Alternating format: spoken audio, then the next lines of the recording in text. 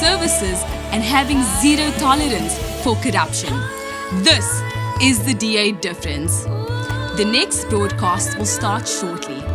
Follow us on social media for the latest in news and politics in South Africa.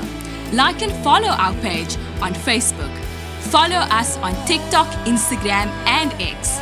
Subscribe to our YouTube channel and hit that notification bell so that you don't miss out on anything. Be part of the conversation. Tell us what you think in the comment section. And please, like and share our videos with your friends and family. The next broadcast will start shortly. If you care about South Africa and want to make a positive difference, then join the DA. Visit our website at da.org.za for more information. Find out who represents you in your ward and district. Who are the DA mayors working for you in your town or city, and which MPs represent you and your causes in Parliament. On our website, you can learn more about our latest campaigns and how you can get involved. Join the Democratic Alliance to rescue South Africa. Become an activist, become a councillor, become a member of Parliament if you care about South Africa. Please visit donate.da.org.za. Donate to a cause you believe in. Donate to make a difference. Welcome to a broadcast of the Democratic Alliance. Did you know the Democratic Alliance is the stable anchor of the Government of National Unity? DA ministers and DA deputy ministers are getting things done with a special focus on job creation and economic growth, driving down the cost of living and placing the needs of the people first. Join the mission to rescue South Africa. The next broadcast will start shortly. Did you know the best run municipalities in South Africa are all governed by the DA? DA mayors are working hard to protect residents from bad governance and mismanagement by getting the basics right, delivering better services, and having zero tolerance for corruption. This is the DA difference. The next broadcast will start shortly. Follow us on social media for the latest in news and politics in South Africa. Like and follow our page on Facebook. Follow us on TikTok, Instagram, and X. Subscribe to our YouTube channel and hit that notification bell so that you don't miss out on anything. Be part of the conversation. Tell us what you think in the comment section. And please, like and share our videos with your friends and family. The next broadcast will start shortly. If you care about South Africa and want to make a positive difference, then join the DA. Visit our website at da.org.za for more information. Find out who represents you in your ward and district. Who are the DA mayors working for you in your town or city, and which MPs represent you and your causes in Parliament. On our website, you can learn more about our latest campaigns and how you can get involved. Join the Democratic Alliance to rescue South Africa. Become an activist, become a councillor, become a member of Parliament if you care about South Africa. Please visit donate.da.org.za. Donate to a cause you believe in. Donate to make a difference. Let's rescue South Africa. Join the DA, because the DA gets things done.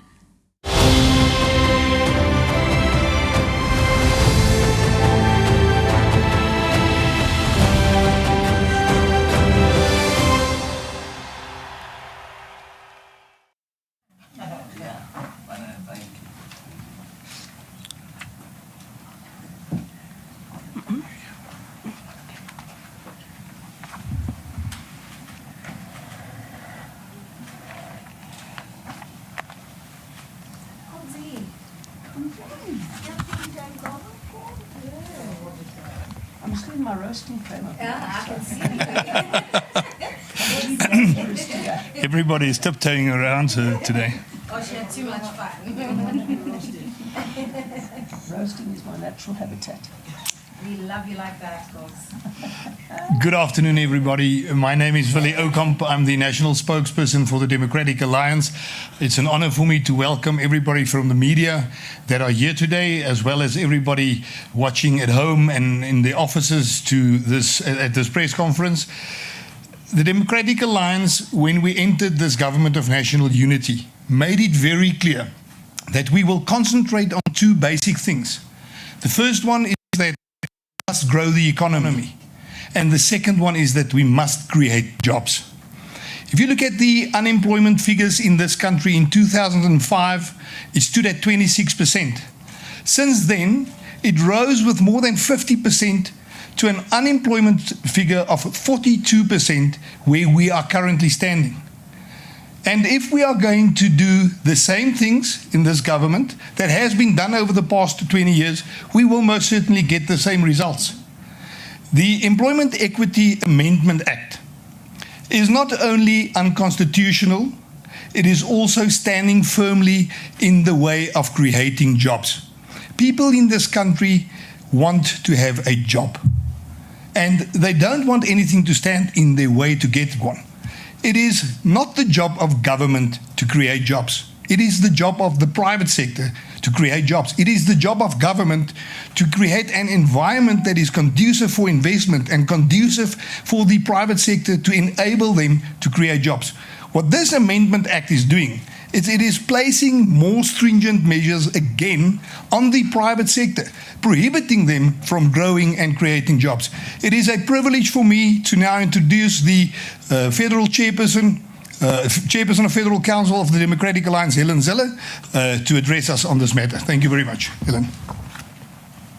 Thank you very much, Willie.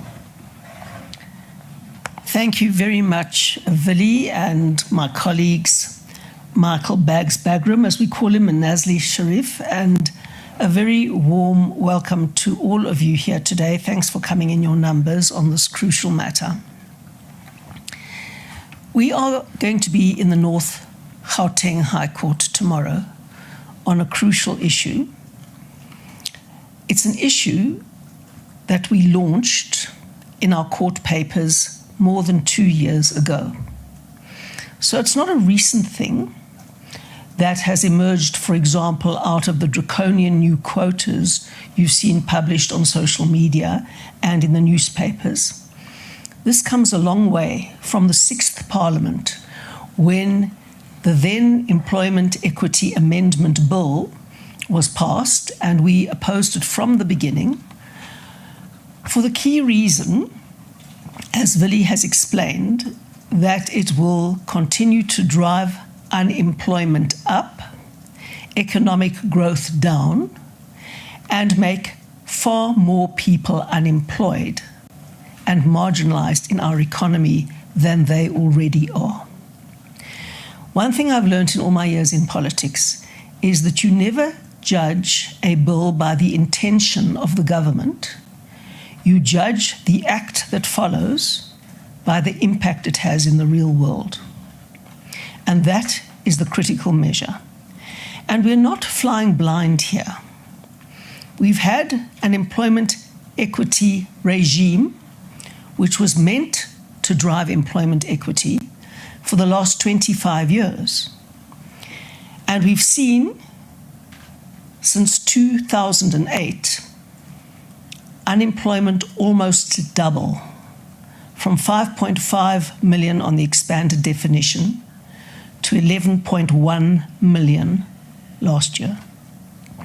And that is primarily as a result of failed government policies that drive away investment and discourage growth.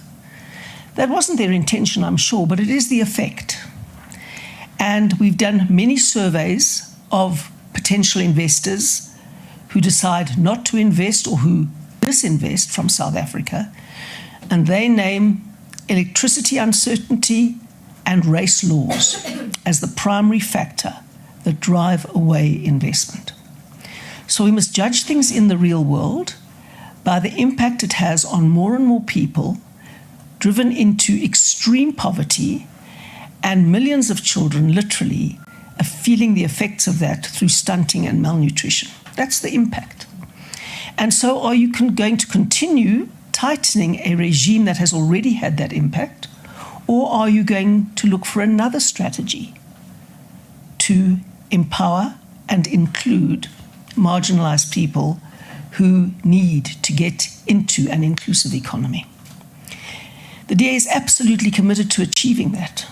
We want employment to reach levels of highly developed, functioning, booming economies, and we can do that with the right policy regime. And that would be real inclusion, real redress, real transformation.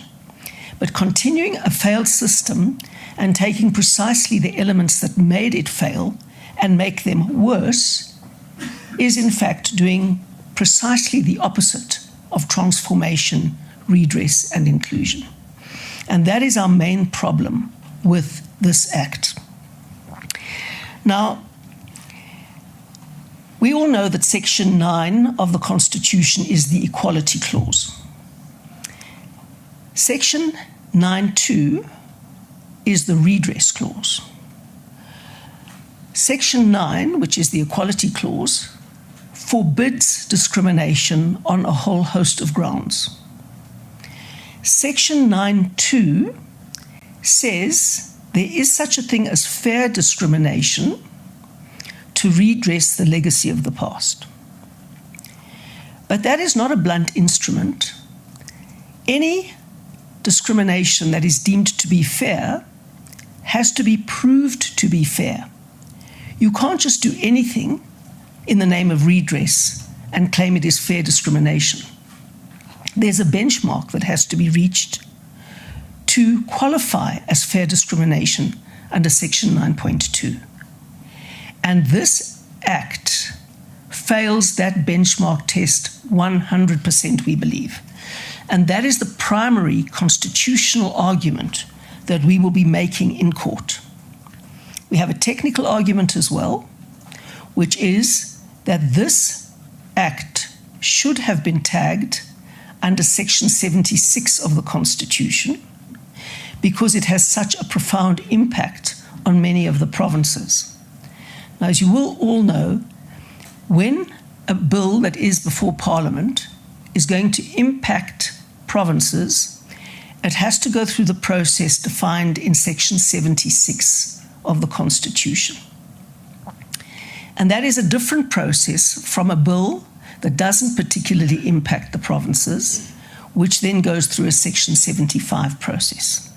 A 76 process is different from a Section 75 process, and one of the primary differences is that it gives a much bigger role to the National Council of Provinces because they represent the provinces, and if the NCOP turns it down, you need a two-thirds majority in Parliament to pass that. So it's a fundamental different process, and we're arguing that it should have been done under Section 76. But that's the technical argument. We also have a substantive and principal argument that I set out to you at the beginning. Now, we had a previous employment equity regime that was passed, I think it was 26 or 27 years ago. And that one allowed companies to set targets to achieve more equity in their workplaces for designated groups, which are people of color, women, and people with disabilities. And they enabled companies themselves to look at their context, to look at the number of people qualified in the specific fields that they might need, to look at their geographical situation, to look at a whole range of factors that impact on your business, and then to set targets, and then to seek to achieve those targets. There were penalties for not achieving the targets, but one of the fundamental ways in which this new Amendment Act goes far further is that it puts extreme penalties on companies for not achieving quotas set by the minister. And that is a fundamental difference. In the previous regime, companies looked at a whole range of factors affecting their businesses, and they could then set targets that they felt were fair, stretch targets often, that they felt were fair and that they could reach, and they were judged according to those. In this new regime, the minister, under Section 15 of the Act, gets to be able to set draconian national targets for every sector of the economy. Sectoral targets, they're called. It's a blunt one-size-fits-all regime for the entire sector, and that can be national. And every employer in that sector will have to meet them. And if they do not, a labour inspector can go out. The Director General of Labour can put a huge fine on that company amounting to 10% of turnover. Not 10% of profit, 10% of turnover as a penalty. Now that ceases to be a target. When you have an imposed target set by the national minister that doesn't take any account of the context in which your firm operates and makes a sectoral target binding on every single employer in that sector, and then imposes a severe penalty for failure to reach it, that is no longer a target. That is a quota. And our courts have previously and repeatedly found that quotas are unconstitutional. There were some famous cases in the police force, for example, where an Indian person was denied promotion at one of the top ranks of the SAP because they said they had already appointed one Indian person and their quota in the population as a whole did not allow them to appoint another Indian person because they formed too small a proportion of the national population. And that was taken to court, and the court ruled that that was unconstitutional because it set an absolute barrier against a person on the basis of criteria that they had no control over, the circumstances of their birth. And so, while we strongly support in the Democratic Alliance redress measures, they need to be fair, they need to be rational, they need to promote economic growth, and they need to get people into jobs. That is the number one objective. We have a youth unemployment rate of 42%. That is horrific. It's the highest recorded unemployment rate in the world. And the most important form of redress is to get people into jobs. The more you get people into jobs, the more they're included in the economy, the more they have dignity, the more inequality comes down, the Gini coefficient reduces. Getting a job is the best way to fight crime. It is the best way to give people dignity and a future. And the best way to get a job is to have a government that creates policies that encourage investment and that don't punish investors and set all kinds of barriers to investment. Because people with good ideas and capital and skills can invest anywhere in the world. Everyone wants them. Our government often departs from the point of departure that says in its own head, people have to invest, business have to invest in South Africa, so they might as well invest on our terms. It doesn't work like that. If government sets policy that creates terms that are unacceptable and that are impossible to meet without fear of tremendous penalties and big fines and the risk of criminalization through a charge through the labor court, who's going to take that chance? People are going to close down their businesses and certainly are not going to invest here. And so this is the very opposite of redress and the very opposite of transformation. And that is something that we need to understand. We can't keep on pushing a failed experiment and tightening the screws tighter and tighter and believe things will improve. The unraveling of our economy is the only thing that is going to accelerate, and jobless numbers are going to grow and grow. And so the DA's approach to this is policies that encourage investment, that drastically improve education. And as more and more jobs come onto the scene, more and more people get into jobs, there are also more and more senior jobs as companies invest. And that is the best form of transformation, because there's a growing pool of jobs and a shrinking pool of minorities, actually. So the best way to empower majorities is to grow the economy. It's as simple as that. Instead, we have policies that shrink the economy, which means you get an already empowered elite fighting with each other over a shrinking number of jobs. And it's an insane system. We also believe it's unconstitutional because it's manifestly unfair.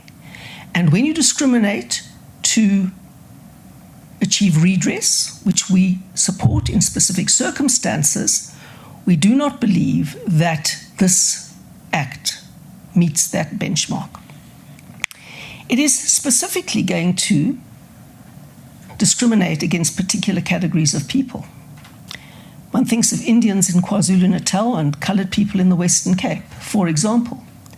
It's just a consequence of our history that there's a very large concentration of Indian people in KwaZulu-Natal and a very significant number of coloured people in the Western Cape. But if you apply national targets to the Indian population, I don't know exactly what percentage the Indian population makes up of South Africa, but I don't think it could be more than 3%. So if a national target is imposed on firms in KwaZulu-Natal, how many Indian people are going to have to lose their jobs to meet the targets and the quotas? It's going to mean that not only will people not be able to get jobs because firms will close down, it will mean that people in jobs will have to be let go because the firm is going to face severe penalties and the risk of criminalization for not meeting what is in fact a quota. Now, those are totalitarian powers. They don't belong in a democracy. And they certainly don't belong in a country where we desperately need jobs above everything else. So the DA's commitment is to see the millions of young people who have a future that can only be described as hopeless, to give them hope by ensuring we grow this economy and get people into jobs and improve education and ensure that people have the skills they need to compete for the jobs that are there.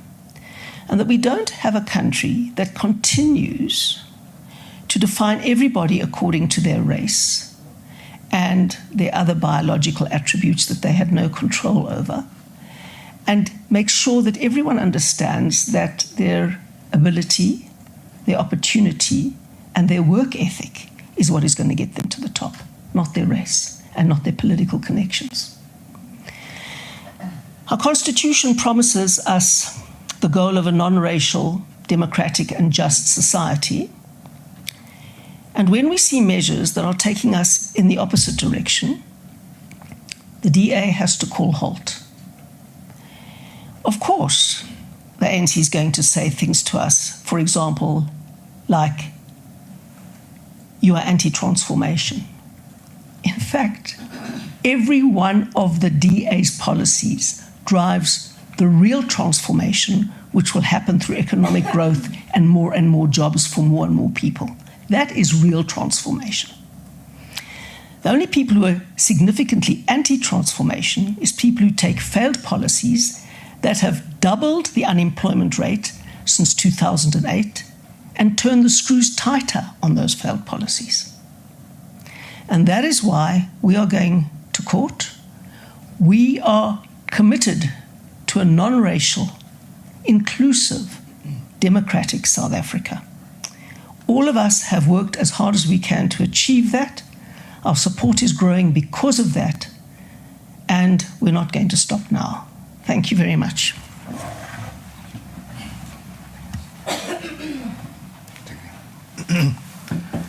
Thank you very much, Helen. It's now a privilege for me to introduce Mr. Michael Bagram, who is the spokesperson on employment and labour and is also a member of Parliament. Michael has been a labour lawyer for more than 40 years now, and he has been involved in this process when the previous Parliament, the sixth Parliament, deliberated and voted on this Amendment Act. Well, it's not a bill anymore, it's an act now. So it's a privilege for me, and thereafter I will introduce Nashley Sharif, who is a MPL here in Gauteng, who will then handle questions, but I will do that afterwards. Thank you very much, Michael. Thank you, and thanks very much for coming. The bottom line is that the Minister has to show that she can discharge the onus of proof that the engineering that she's entered into does not break the legislation and that it is fair discrimination. Now, the word fair in the discrimination is absolutely vital. All of us have come from a dark past where we had the National Party who entered into discrimination, and that discrimination was social engineering of its highest form. We've seen this throughout history where social engineering has been a major nightmare. We saw it with the Nazis, we've seen it across Europe, and we saw it, in fact, in this country for many years under the National Party. We can't have that again. We don't want to have a race register again. I don't know if you've all seen, but they've now put out a form where you have to fill in, each employee has to fill in a form to say whether they are white, black, Indian, coloured, male, female, disabled, etc. Now that is harking back to the past, and our court case is about that very onus. That's what it boils down to. It's a simple concept. The Minister has to show that these targets are there specifically because it's going to create some sort of redress. Now, as Helen has explained, quite simply, we've had 26 years of exactly the same legislation, and we are expecting a different result. Now, every year, all of us watch, and I'm sure all of you have been watching the employment figures. Every year it goes down, and every year we have a problem and we all scream and shout and say, why are we so bad? Why are we the worst employment in the world? And the worst employment in the world, because COSATU tells us we're at 42% now in the expanded definition. In fact, Helen, COSATU is telling us that the youth are almost at 70% unemployment. Now, if that's the case, there's got to be something wrong. We can't, and as Helen puts it, you can't tighten the screws on the legislation. I'll put it slightly differently. You can't take that same experiment, like Einstein said, and have a result and then keep doing it for 26 years and expect a different result. That's a sign of madness. And we need to actually then go to the courts, which we're going to be doing tomorrow, and we'll argue this out, that the Minister has not in any way effectively looked at discharging that onus of fairness, because that's what our Constitution is. It's got a golden thread that runs through that Constitution, and that golden thread is one of fairness. And we're not here to have a race register. We're not here to have people judged on what the color of their skin is. Now, there's argument, there is, yes, solid argument saying that you're still reflecting the majority of the upper echelons of the employment are white, pale and male. And yes, that is absolutely correct. But the legislation has made it worse. So what we're looking at is redress. Now, the Democratic Alliance is a party of the Constitution. We completely adhere to the law. We completely adhere to the Constitution, and we're not going to breach the law or the Constitution, whether you agree with it, whether you agree with the law or not. We're not going to breach that law. We do agree with the Constitution. And here we have a chance. We need to use the tools that the Constitution allows us to go to the courts and to say that a piece of legislation is wrong. It's unconstitutional. And why is it unconstitutional? And I'll hark back to it again. It's because it's unfair. And it's unfair to everyone, because if you're doing that, the business community are going to tell us, quite simply, that they're going to stop growing. We've already seen with the large business community jobless growth. You've all seen that, where people are making more money, but they're not creating any jobs. So the world is telling us that who creates the jobs in the world today, and in particular in South Africa? It's the small business community. And the small business community, I can tell you right now, are in the situation now where they're standing and looking at this and saying, well, we're over 50 people because the legislation recognizes that under 50 people you don't have to adhere to this legislation. We're over 50 people, let's shrink. Let's shrink to under 50, or let's invest elsewhere. Let's mechanize, let's computerize. Let's do everything we can to not employ anyone. Now, anecdotally, I practice in the field of labor law, and I'm in the CCMA and the Labor Court weekly. Anecdotally, I'm telling you now that the small business community are very excited, of course, because those under 50 employees saying, well, no, we mustn't grow to 51, God forbid, because we're going to have to face this unfair situation. Those that are under 50 are planning to do whatever they do and to employ whoever they need to employ. I haven't met one business person who says, I'm not going to employ that person because they happen to be colored, or they happen to be black, or disabled. What they're doing is they're employing people that are productive. And we've got to understand that. That's what business is all about. They employ people that are productive and can grow their business and grow the economy in due course. That's what this is all about. And we're all in SHIP South Africa together. SHIP South Africa has developed a leak. That leak has created massive unemployment and, in fact, deemed to be the worst in the world. We're also deemed to be the most unproductive. The bottom line is we need to look at it and say, how can we actually turn SHIP South Africa around? How can we do it? Now, the Western Cape has followed this experiment now for over 6 years, and they've brought the unemployment down to just below 19%. That's half, less than half of what the unemployment is in the rest of the country. Why? It's not because the Cape Townians are better than anyone else. It's not because the Cape Townians are more productive or more industrious. That's not the truth of the matter. We're all South Africans. But what's happened over there is they're looking at red tape, they're looking at other ways and means of how the Democratic Alliance can actually show that we can actually have the redress by the hard yards. This government is hoping to avoid the hard yards, unfortunately, by just legislating themselves into what they believe is going to be redress. It's not going to be redress. Not if you're shrinking the economy, there's no redress. And so if anyone has to be accused of breaching that constitution, and that is the government at the moment. The government at the moment has passed a law that is wrong. It is wrong. It's wrong for all of us. It's wrong in the law, but it's wrong for all of us that need jobs. Every single family in this country is affected by joblessness. Every single family I hear about tells me that they've got members of their family that can't find a job with. It doesn't matter what color they are.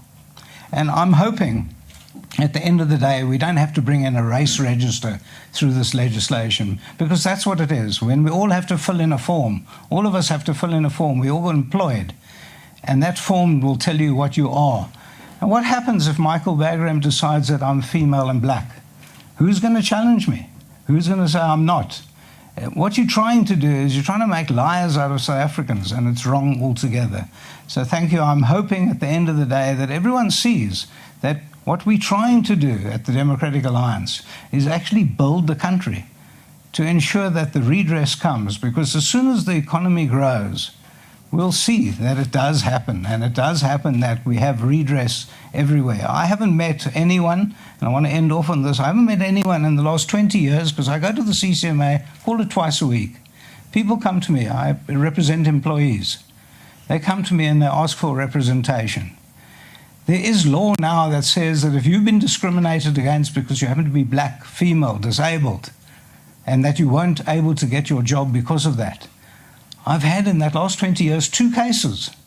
So everyone's shouting and telling me that there's discrimination at the workplace. But where is it? Those people can come forward. The trade unions aren't scared to come forward and say our people didn't get jobs because they happen to be black. That's not true. That's absolutely not true. And I need that people to come forward and tell me Joe Soap couldn't get a job because he happened to be black. I haven't seen that. I've seen a few of the disabled.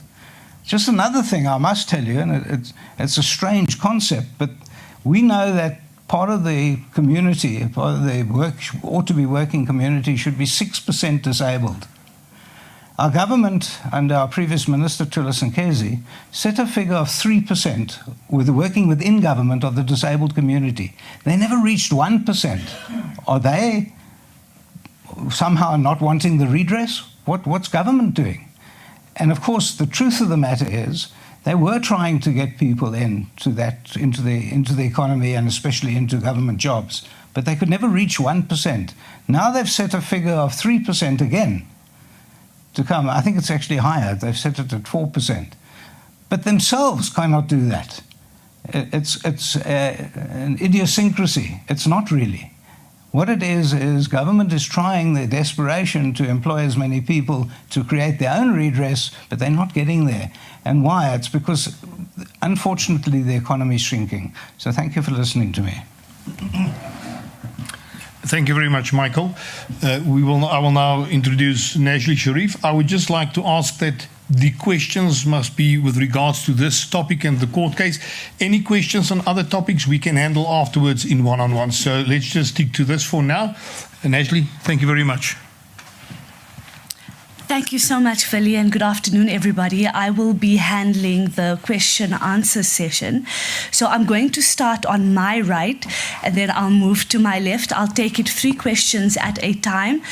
Please tell me your name, where you're publishing, your publication, and who the question is directed to. So we'll take the first 3 in the first row, and then we'll get the answers, then we'll come and we'll do the second row, and then we'll move on to the side. Is that okay? So remember name, publication, and who your question is directed to. Thank you very much, Nazli. It's Zianda Ngobo from Newsroom Africa. It's quite great that Michael actually reflected on, the skewed representation, pale and male. So how did the DA, or what tools of analysis did the DA use to reach the conclusion that it's actually this Employment Equity Amendment Act that is causing these levels of disinvestment? And I noticed, Helen, that you used the famous phrase from Elon Musk and Donald Trump, race laws. What is the threshold of unfairness according to the DA? And how exactly, do you propose the government monitors its transformation mandate as a developmental state? And linked to that, Helen, this is for you, especially when it comes to the strained relations in the government of national unity.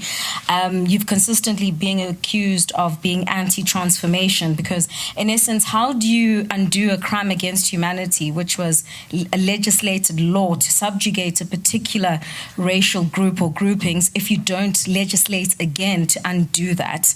Thank you. Thank you, Zianda. Go ahead. Christian de Plessis from Netwerk 24. This question is directed to Helen Zille. So vir Kile Mbalula het onlangs uitgevaar oor die DA se jongste hofsaak en het onder meer die party as 'n oppositieparty bestempel nadat hy ook onlangs uitgevaar het teen die DA oor die BTW hofsaak en die party se posisionering binne die RNE.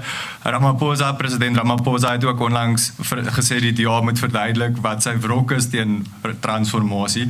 Wat is jou reaksie op Mbalula en Ramaphosa se uitlatings en met die bakleierery oor die Bella-wet, die nasionale gesondheidsversekering, buitelandse beleid ensovoorts? Sien die DA nog steeds kans om in die RNE aan te bly, veral nou dat die ANC op byna omtrent elke geleentheid die DA oor sy voortgesette deelname aan die RNE kap.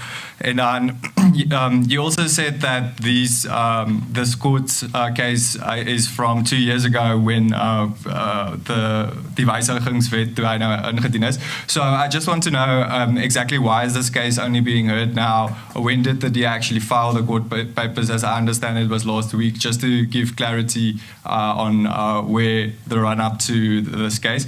And then just for clarity, I must have not heard, I think I missed it. In court papers, you argue that on the merits that the amendment bill fails on the benchmark test relating to proof of fair discrimination. Why are you arguing this? And can you just give more information on why you're arguing that there's a lack of proof of fair discrimination? And is this the crux of the argument? Thank you. Thank you. Good morning. My name is Alpha Ramushwan. I'm a journalist at Eyewitness News. I apologize if I'm going to be repeating. I don't understand Afrikaans. My first question has to do with the GNU. Do you not fear that going to the courts once again is going to upset some of the members of the Government of National Unity. I mean, the ANC, for one, is very angry that you had to take the budget impasse to the courts. Dumiseni Ntuli at the ANC briefing last week was upset that the Employment Equity Amendment Act is also going to court now. Do you not fear GNU partners won't be happy with this? And how can government ensure that these disadvantaged groups, I mean, women, people living with disabilities, and black people are assisted to, participate in the economy and the workforce? What's your alternative measure? Thank you. Thank you. Helen? To be honest, I thought that my input answered most of those questions, but I'm quite happy to repeat the position. What is going to achieve the transformation mandate most? What is going to achieve the transformation mandate most in 9.2 of the Constitution is a growing economy and more jobs. What is going to militate against it most is a shrinking economy and fewer jobs. And as you get fewer and fewer jobs, elites fight over the shrinking number of jobs that exist at the top of the pyramid, and you encourage mass immigration of skills, which is also a massive underminer of economic growth and development. And instead of using all the skills we've got to drive more investment and more growth, we drive our skills out of the country and we ensure that investment shrinks and more people are unemployed and fewer people can get onto the first rung of the employment ladder. That is the real situation. And if anybody has believed that the employment equity laws so far have achieved greater inclusion in the economy, which has to be the benchmark for transformation, then they just have to look at the consequences of what has happened with this legislation to reach an evidence-based conclusion.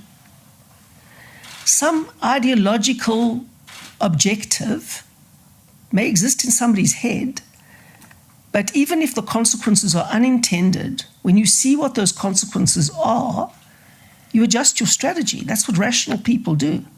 They don't double down on a strategy that has doubled the unemployment rate. So that is the critical point that we are making here.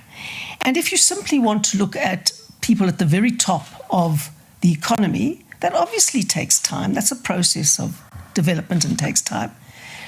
But when those jobs are shrinking as well, because the economy is disinvesting, then it's not that you're including the unemployed and the marginalized. You are enabling the already empowered scrap for a shrinking number of jobs. And that's not transformation. So I thought I'd answer that question, but you talk about a crime against humanity with race legislation. Well, we say that you don't resolve the crime of race legislation, which defines everybody in terms of specific criteria that they had no control over in terms of the circumstances of their birth. You don't deal with that legacy by perpetuating it. You have to change it.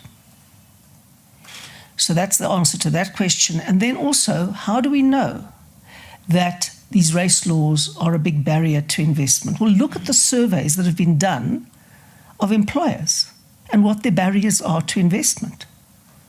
They will tell you. Number one used to be energy insecurity. I'm sure it's about to be overtaken in Gauteng by water insecurity, because that's another issue. That's another issue. The government may be transformed, but they can't deliver water to people's houses or businesses. And that means that more and more people leave and come to the Western Cape or come to places where you can switch on a tap and get clean water. That's the consequence. So it's not helping to transform anything to drive away businesses like that. But go and look at the surveys that have been done of employers and see what they say and take them seriously. Because the job of a government is to get rid of the barriers to investment and growth, because you want new jobs. Right, Christian, sal jy omgee as ek in Engels antwoord? En ek kan later in Afrikaans met jou gesels hieroor as dit reg is. Okay, goed. All right, now. We are not in the government of national unity to please the ANC or anyone else. We're in the government of national unity because we want to stand up for South Africans and make a success of South Africa. That's why we're there. We are in the government of national unity because we want South Africa to succeed. Those of us who are in the DA are in the DA because we believe that the DA has the best policies to achieve that. And the question that we have to ask ourselves is, where can we make greater progress towards achieving success for South Africa? And at the moment, we believe that being inside the government of national unity gives us more leverage than if we were outside the government of national unity. I can't say that that will always be the case, but it's not my decision. The DA has structures and procedures through which these decisions are taken. And our job is to stand up for what we know and believe is right, as we are doing, not to please other parties. The only people we're trying to please is our current voters and our future voters when they see that our arguments are actually right and that what we need is a stronger DA to rescue South Africa. So I know that Fikile Mbalula has often said the DA has defined itself out of the government of national unity. Well, we continue, we're still there. And there may come a point where the DA structures and procedures decide that we can't achieve anything through it anymore. But the big question in politics is compared to what? Where can you achieve more? We achieved far more against the VAT increase by being inside the government of national unity. We are going to achieve far more against the Expropriation Act by being inside the government of national unity. And we are even going to achieve far more with the Bella Act by having a DA Minister of Education who sets the norms, standards and regulations for the application of Bella. So obviously, there are many incompatibilities between us and the ANC. But if we were to go into the government of national unity and make our first priority to be popular with the ANC, we'd end up after the next election with 2% of the vote. And we don't intend to do that. So that is, I hope, the answer to your question. En wat kan ons... Okay. Then court by a minority... Yeah, okay. What do we believe in this act is unfair discrimination against minorities? Well, there are a couple of things. First of all, the act empowers the minister to set rigid national targets enforced by really stiff penalties that actually amount to a quota. And quotas are unconstitutional. That's number one. Number two, they are so inflexible that they can't take account of geographic differences in population makeup and various other things. Thirdly, they put an enormous onus on employers at the cost of crippling their businesses through fines, giving them a criminal record through the Labour Court, and excluding them from all government tenders and businesses, which is unfair discrimination in terms of several clauses in the Constitution. I think that gives you just some of the things. For discrimination to be fair, the Constitution puts the onus on people who claim to be fairly discriminating to prove that it is fair. Because in terms of Section 9 of the Constitution, all discrimination is presumed to be unfair until you can demonstrate that it's fair. But that still requires it to reach a benchmark. And we argue that this act fails to reach that benchmark. And then Alvil, is that your name? Alpha. Alpha. And Omega, that's Alpha. Oh, perfect. Oh, perfect. Alpha, what a great name. Okay. Yeah, I've answered your question already. Our benchmark is not whether we annoy people. We don't really mind annoying people. If you mind annoying people, you really mustn't be in politics. If you want to win an election, you've got to win an argument. If you want to win an argument, you've got to start an argument. Can I just answer one? Okay. I just want to give one example, and this might resonate, and I think it will. The government, in its wisdom, and I put that in inverted commas, has said that if your business is under 50 people, you are exempt from the legislation altogether, never mind your turnover. And you take that, and we know, and economists the world over are telling us, that in this modern economy, it's small businesses that are creating jobs. So we know that. So you take that, on the one hand, where they're saying under 50, you are exempt, and we want you to grow to 50. And on the other hand, that's where the growth is going to be. What the government is actually telling you is that the legislation itself is anti-transformation. Clearly, there's no other reason why they said under 50 you would be exempt. There can't be any. It's not a thumbsuck. They must have realized that it's true that in South Africa today, who's creating the jobs? It's the informal sector, it's the small business sector, they're creating the jobs. If they're the people that are creating the jobs, don't tie their hands with the regulations. Don't tie their hands with unfair regulations that will stymie the growth of your business and actually keep it solid. And so what I've done is I've put together the two factors to show you that the government itself agrees with us. I think what's happened over here, by putting those quotas together, they are trying to appeal to what they believe is the electorate will be fooled into believing that if you're doing this, then we're doing something to create jobs for blacks, women, and disabled. And it's not true, by their own definition, because of the 50. I just thought I'd mention that because it's quite clear in my mind. Thank you, Michael. I would just like to, Zianda, come to one question that you've asked as well as Christian. The term race laws was not invented by Donald Trump or Elon Musk. It was most used in South Africa by Nelson Mandela, who fought against race laws. So I don't think we should make this the Elon Musk or Donald Trump thing. We should fight any injustice. Then with regards to the DA being accused of being an opposition. I'm a member of Parliament and I swore an oath to uphold the Constitution. And the Constitution expects of all members of Parliament to hold the executive to account.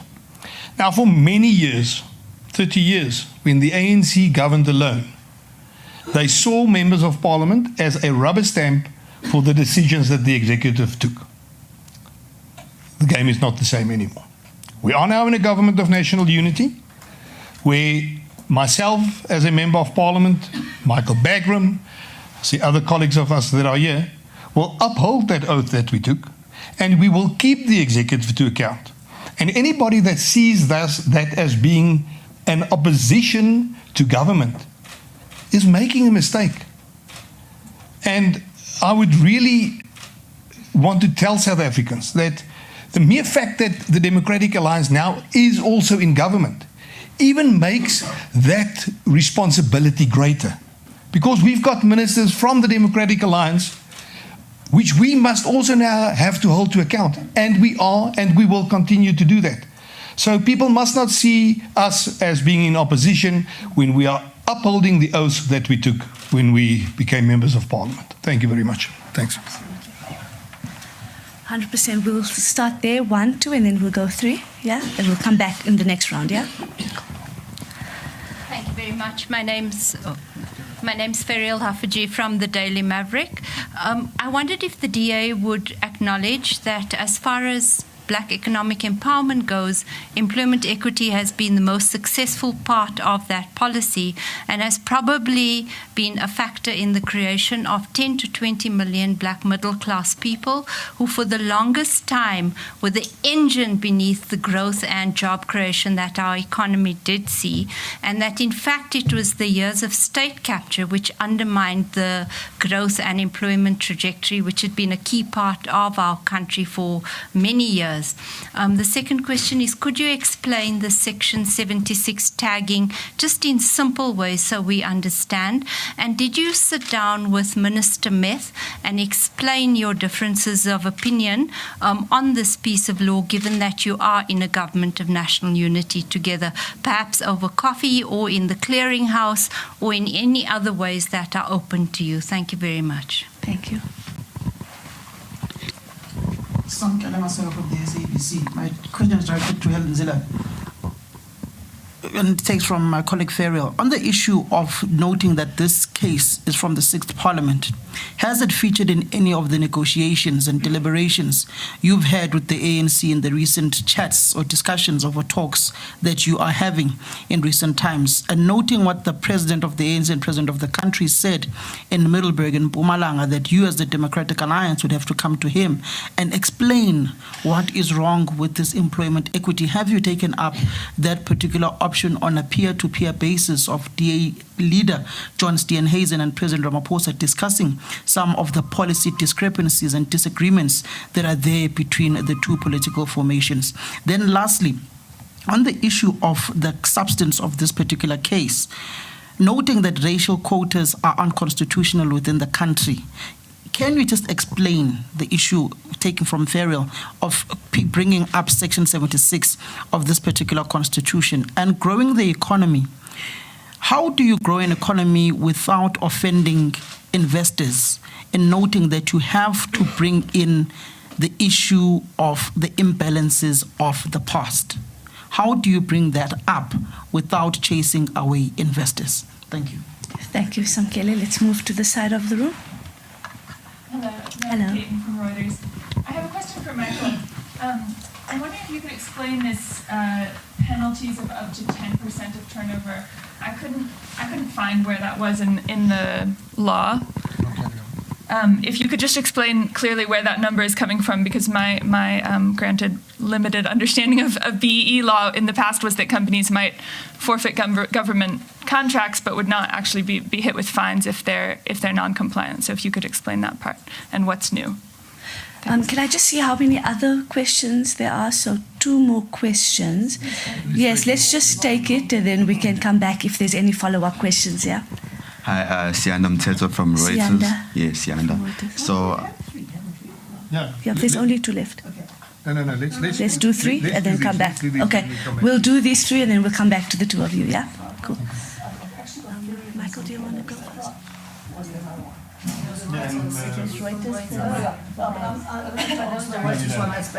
Okay. All right. Okay. Ferriel, what's created a black middle class is state transformation. And no one would have a problem with that if we had a sparkling consequence of a really capable state that was doing everything that it was supposed to do, that it wasn't corrupt, that was delivering water and sewerage and all of that. But what we've built is a huge middle class through state preferencing. And in some cases, not in all cases, but in some cases, it has effectively not led to the capable state, which is absolutely imperative for a successful economy. You have to have a capable state working under the rule of law and creating policies that attract investment to have a growing economy. So what we've got is a middle class created by state preferencing. And don't for 1 minute suggest that state capture was something different from the employment equity laws. As Zondo himself pointed out, state capture was the direct result of these laws. The direct result of these laws. Because state capture involves the political party deploying its cadres, using the fig leaf of employment equity legislation into key positions of the state to ensure that state institutions do not protect individuals from abuse by the state, but become extensions of the state to ensure control of all institutions that should be independent. That is state capture. And it was directly the consequence of the employment equity laws. So the two can't be separated. They are absolutely integrally linked, and that's another point that we make in our court papers. So cadre deployment and employment equity, the ANC has never been serious about empowering the marginalized.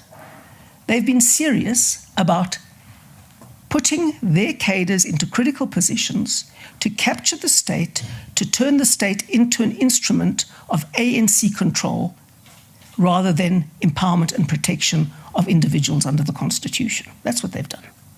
And the two are absolutely joined at the hip. They're not different from each other.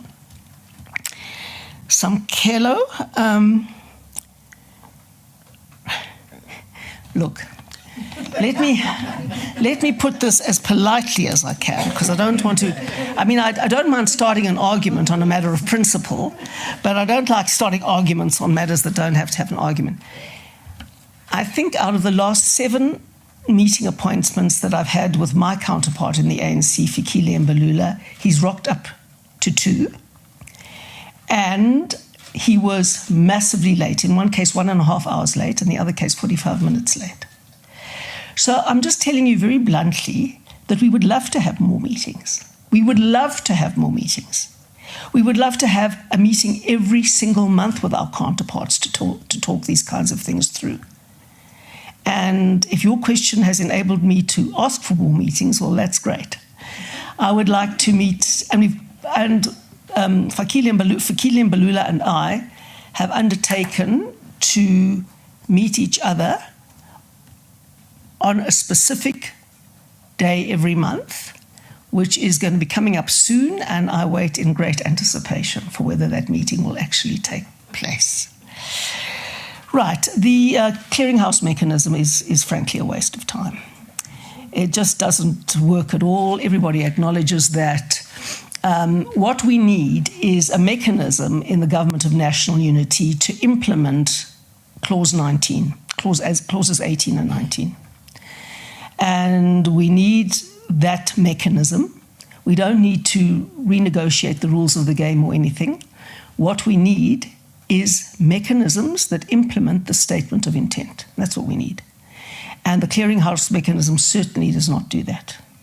And the ANC and ourselves and all the other parties recognize that. So we've just got to make sure that we get those mechanisms, and we can't get those mechanisms without talking to each other, and we can't get talking to each other if the meetings aren't honoured. So it's all a little vicious cycle that we're trying to fix. Because one of the critical things is that, the DA starts meetings on time, so as you saw today. And often journalists phone us and say, can you hold it? Can you hold it? I'm stuck in traffic. I said, traffic affects all of us. We're getting on with it, right? Now, it's just these fundamentals that make a government work or don't. And it's these kinds of things that we have to sort out. All right. About offending investors. Well, of course, you don't grow an economy by offending investors at all. You don't. They are absolutely precious in an economy that needs jobs. But the point is that the best way to transform the upper echelons of an economy and to get more jobs at entry level, many millions more jobs at entry level, is to grow the economy. Let me be blunt in answering your question. Let's assume, and it's not true, but let's, for the sake of your argument, assume that all employers want to be racist, which they don't, as Michael Bagram says, because he's had no cases going to the CCMA twice a week that says, I've been excluded because I'm black. But let's assume that employers want to be racist and the economy is growing and booming. There aren't enough whites in this country. They're a shrinking minority, you won't find them. Ditto for other minorities. So the best way to get transformation is to grow the economy. And the worst way is to apply methods that will shrink the economy. That's just so obvious. So, you take the skills, you don't care about the color. So the critical thing is you've got to grow the skills and grow the economy, and that combination will get you the quickest transformation ever and an economic boom like nothing else. And we had economic growth until BEE started to bite and took the inevitable form of state capture. Because I've been talking since 1996, Ferial, and go back to some of my speeches there, of what I call the 5 C's or whatever it was. Centralization of power. This is centralization of power in the minister's hands. Centralization of power, cronyism, which is cadre deployment, corruption, and the criminal captured state. And I said that is the process, inevitable. Not one possible option, the inevitable outcome. And it all happened exactly like that. I just want to answer that one about the 10%. If you and I must tell you, it's there in the regulations. Go and have a look at it. It is there. 10% of turnover, not profit. Now, why I wanted to answer that, because it's a simple answer, but it's actually quite complicated, because when I speak to people in the business community, and I've spoken to 2 chairpersons of people on the stock exchange, are telling me that if you have to pay 10% of turnover, you will close the company down. They don't make the profit of 10% of turnover. They just don't. No business in this modern economy makes 10% of their turnover as profit. So if you take that 10%, you close the business and we'll have thousands of people on the street again. Doesn't matter what color they are or where they come from, they will all be on the street. So you can see how dangerous this actually is. So when you threaten the business community like this regulation is threatening them, that you are going to get a possible fine of 10%, and they can't reach the numbers that we now have to reach in terms of it's cast in stone. It's like the Bible that the minister's done. It doesn't matter what you do about it, it's there, it's cast in stone, and then you don't reach it. And then you have to pay the 10%. Well, you close your business, liquidate, and you go to another jurisdiction and practice there. That's how dangerous this is. So yes, you hit a nail on the head by saying that, to show how dangerous this actually is to the entire economy. Okay, you can go ahead. Remember name, publication, and who your question is directed to. Okay. Hi, I'm Siandam Tetwa, also from Reuters. My question is for Helen Zella.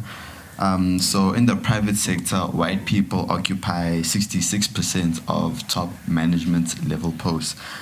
Does the DA see this as a problem? And in addition, what would you propose for black people not just getting jobs, but also getting into management? Thank you. Thank you, Sianda. In the front over here, yes? Thanks. My name is Pauelo Magolero from UFM. To Helen, has the DA sponsored or merely supported any transformative piece of legislation? If there is, I was not aware of it. Please enlighten us. And I'm asking this particularly that everything that you are in court opposing, NHI, Bella Act, it's being presented as a policy meant at redress. So it puts you, as now you are opposing redress in general terms. So what law have you sponsored that? And coming back to the use of the phrase race laws, I would differ. My experience of it was not with Mandela. I actually hear it a lot more from the DA, from AfriForum, from exchanges with the USA. So I hold a different view on that. I want to ask you, don't you think that through your consistent use of it, especially bidding for help from foreign forces such as the USA, you have inadvertently put the country in harm's way, including the very constituency that you purport to represent? Because if you look at what happened in the form of the measures that Mr. Trump has been taking against South Africa, it's not affecting the general population, the majority black people, because they are not exporters. The goods that is trying to block from going there are coming from mostly the people that the DA represents. So it's my view that you are inadvertently harming the prospects of the country, including investment opportunities, by projecting it as a rogue state. Thank you. Cool. Thank you. I have space for one more question. There is space for one more question. Okay, nope. Helen, please go ahead. Yeah. Let me just answer the last question first. Your assumption is that black people don't export. Do you know how many jobs depend on export? Let's look at the citrus industry. It's massive. We benefit from AGOA, and we export huge amounts of our citrus to the United States. If those exports fall flat, it's going to be the hundreds of thousands of jobs in that sector that are going to be gone. And by far the majority of those jobs are not white jobs. If you can give a job a color, which I don't like to do. We went to the USA to set the record straight about what is happening in South Africa. We have got very good contacts in Washington across both parties and into very senior echelons in government. We have worked very hard in building those contacts, and it is absolutely rational and fair for us to go to the United States and put on the table what the facts are. We don't invent things. We are an evidence-based party. We work on evidence, we work on the laws, and we ensure that the people there are getting accurate information, not distorted information. And that is in South Africa's interests. That is 100% in South Africa's interests, and we put South Africa first at every moment. I think, well, one of the issues, I mean, we put many transformative bills on the table. The youth wage subsidy was one of the big issues that we drove, and we put as a bill before Parliament. Because let me explain to you as much as I can. The problem with our economy and the biggest anti-transformation factor is that it is shrinking. And our number one priority is to get more people into jobs. And for that reason, any measure at all that comes from government has to be measured against one yardstick. Will it be good for jobs or will it be bad for jobs? Jobs at the upper echelons happen over time. Experience, education, whatever it is. And it's important to have that transformation too. Certainly we think that it is very important. But to define that as the problem is to get the problem definition completely wrong. The problem is that according to COSATU, 72% of young people are unemployed. That's the problem. And let's not deflect from the real problem and have goal deflection of trying to solve the tiny problem of people fighting for jobs at the pinnacle of a shrinking economy, rather than getting more access into that economy for the unemployed. And all else will follow, with good education, good skills training, and a growing economy. That's what we have to do. And that is what we have to get right. I think that's it, is it? The tagging. Oh, the tagging. Sorry. I'll talk about the tagging. Okay. So, when a bill affects provinces, obviously the National Council of Provinces has to have a bigger say, because the National Council of Provinces is there to represent the provinces primarily and to give a voice to the provinces in government, which is very useful because as Premier of a province, I know how useful that can be. Now,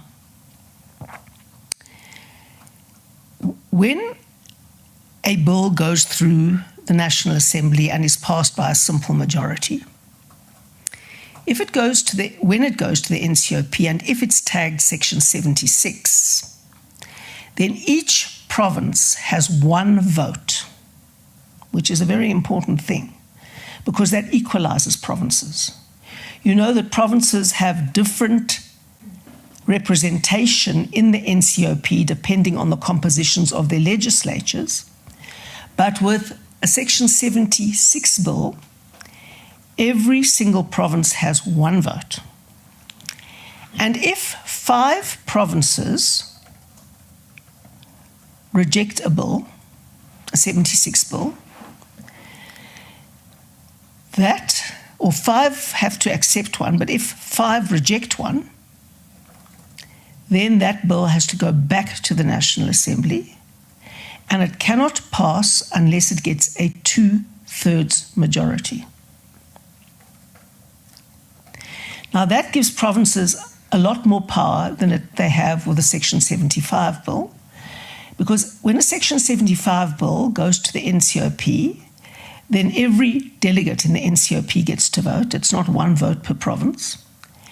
And if it is rejected, it goes back to the National Assembly and they can pass it by a simple majority, if that makes sense. Not a 2/3 majority. So that difference is important, and certainly it will become more and more important in the future as I hope the DA will win more and more provinces, and then we can really start using the NCOP as a tool of accountability. That's the core argument. That's the core argument, yeah. It's not our argument in court. Our argument in court is that it should have been tagged 76. Thank you very much, Helen. Thank you, Michael and Nasli. It's always good to see. Nasli was a member of parliament and then she decided that she wants to be in Gauteng. Speaking of Gauteng, if you look at the Western Cape and you ask Coelho, especially where has the redress that the Democratic Alliance has been proposing all along, where has it worked? It has worked in the Western Cape.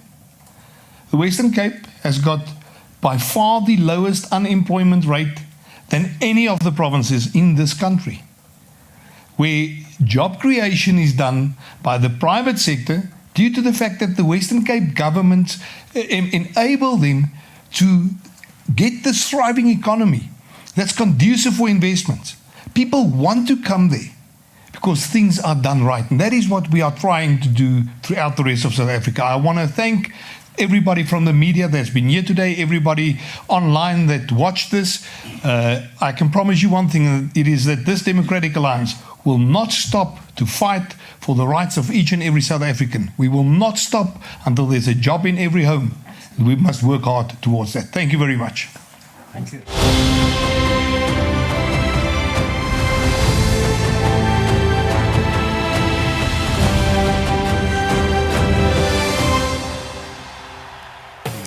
Thanks for watching. Join the mission to rescue South Africa. Like and follow us on Facebook, TikTok, Instagram, and X. Subscribe to our YouTube channel and hit that notification bell. Join the DA, because the DA